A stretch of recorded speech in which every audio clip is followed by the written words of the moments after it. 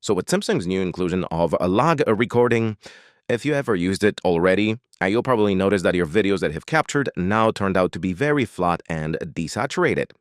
Now, the reason for that is because log obviously caters to color grading and correcting it using some kind of software Premiere.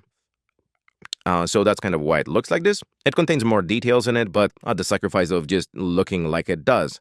Now, Samsung, let's think about it, and actually included a way for you to almost one-click correct the colors. So if we open up our whatever recording that you have, I have the one of a plant that is right here on the side. You can just swipe up on it, and it will appear with this option right here.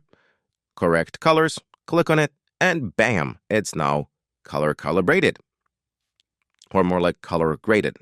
So there we go. Pretty easy and simple way to do it. So finishing this off, if you found this video helpful, it would mean a lot to me if you could hit that like and subscribe button, as it would help my small channel grow. But nonetheless, thank you for watching, and I hope you have a great rest of the day.